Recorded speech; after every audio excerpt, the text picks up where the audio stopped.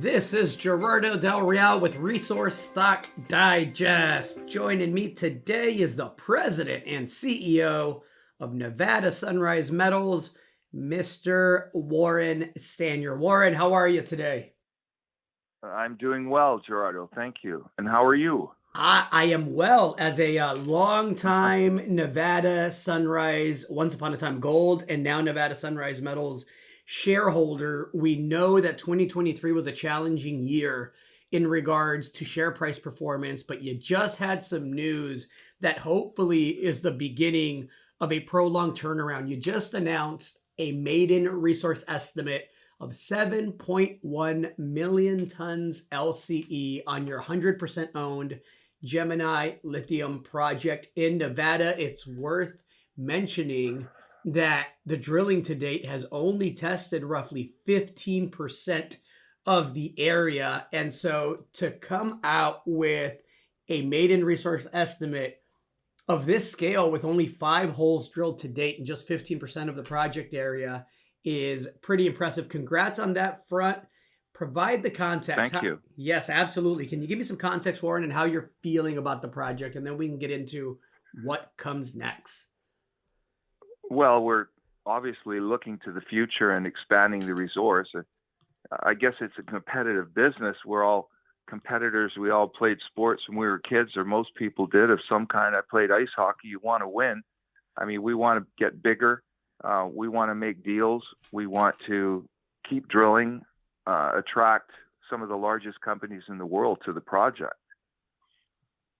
The estimate is it's early, obviously. I mentioned it's just 5 holes, right? So we're talking an inferred resource. And so tell me about the interest that you're receiving. There's been pushback on the clay deposits and questions as to their economic viability. I would counter that, the way to overcome a lot of that is by having scale that is truly world class. And it looks like this has the potential to turn into that. Do you agree with that assessment? And how are the conversations going behind the scenes, as far as you can disclose, obviously? Well, I do. I wonder about pushback against clay deposits because, for one thing, the work index of a clay deposit is very, very low. There's very little, if anything, to crush. From what I know, pegmatite deposits are long serpentine deposits because of the nature of the rock and how it appeared on, at or near surface. You have to crush it. These deposits, like GM didn't put 650 million into Thacker Pass for nothing.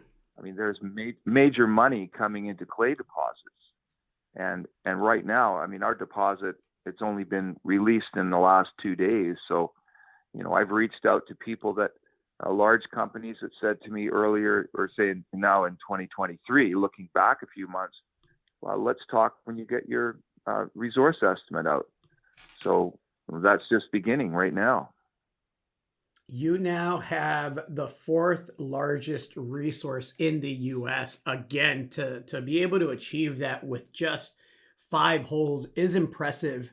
What comes next? This is an impatient market, and congrats on the resource. And, you had a good reaction by the market, but the market always looks forward. And so I have to ask, Warren, what are the next steps? Obviously, you want to grow this. How do you go about doing that? Well, my next step on Tuesday, I'm meeting with the engineers in person here in Vancouver area. We're going over the size of the area and of the Gemini claims, looking where to place the next group of holes so that we get the best bang for our buck. Eventually, to get to a PEA, you need an indicated resource. So what do we do to achieve that? Where's the best place to put the holes in relation to their pit design? And these things are flexible. Our pit design might change. Our mining method might change. But right now, we've gone with a conventional style of mining, just to give some idea of how you would extract this resource. I think it's important to note, and I have to believe that, companies that are looking at Gemini as a potential, joint venture, maybe even a takeout target, I have to believe that Nevada water right permit 86863 is pretty strategic and important from a company perspective Can you speak to that a bit and the advantage there? Well, it certainly is an advantage to have a water right. And I have to say, most Canadian companies don't consider water when they come to Nevada because we come from the land of water. I look out the window, it's pouring rain here in Vancouver. I grew up with water. People from the desert, people from Australia in particular, the one person I knew got mad at me for running the tap when I was standing in the kitchen. They're so used to conservation. So, and for good reason. So when you have water, that's something that you can use in order to further whatever your mine development is. We also have proved in the Lida Valley that there's more water at depth than anyone ever knew about. In 2017, we drilled to 2,700 feet at Jackson Wash looking for brines, and we hit water, and it was fresh water, 500 total dissolved solids. It was drinkable, and there was 180 gallons a minute flowing. So what that means is that we can petition the state for more water use because we proved the existence of it. Nobody ever drilled that deep before, and we've never really talked about it. On top of that, we've applied for more water, and there's other people in front of us for that water in the Lida Valley, but they've agreed to step back. And it's a municipal entity, let's put it that way, they want us to succeed. They want us to move forward and create jobs in this county. It's somewhat impoverished. You go to the county seat in Goldfields, they don't even have a gas station.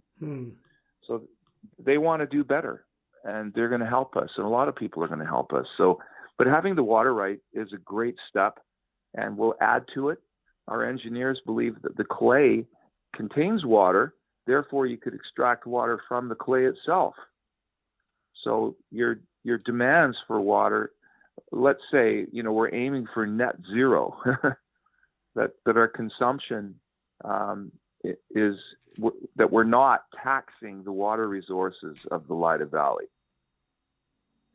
I like the approach. I like the initial resource. I'm looking forward to seeing the confidence in the resource upgraded. It seems like a pretty straightforward process given the fact that continuity is there, the scale is there, and the upside to clay obviously is you pretty much know what you're getting when you get in there once you prove up the model, right?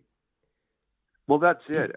And when our engineers first saw the scale of our drilling, the scope of it, they weren't sure if we could do a resource. But when they saw the continuity in the drill holes, it's totally different. I've looked at drill holes from other companies. They might have 15 or 20 or 30 meters of nice mineralization and then nothing for 10. And that goes on and on down the whole drill column. So what we see is a grade that gets up to about 1,000 and just starts increasing to as much as 4,000 ppm lithium at depth. So the trick here is going to be, how do we get that highest grade material and contain it within the pit design or whatever other mining method, like borehole mining, like Nevada Lithium is proposing. There's going to be some creative approaches here, but the main thing to remember is the United States needs domestic lithium resources. There's no question. And there's only a few places where you can get it. And Nevada is number one, as far as I'm concerned. I would add to that all of North America needs locally sourced lithium. I'm looking forward to seeing the next bit of news, Warren, and looking forward to having you back on. Thank you so much for your time. Thank you, Gerardo. It was a pleasure. Hey everybody, Gerardo Del Real here. If you're enjoying the content that you just saw, you can let us know in 3 simple steps. Hit the like button, hit the subscribe button, and please share across your network and on social media. Take care, everybody.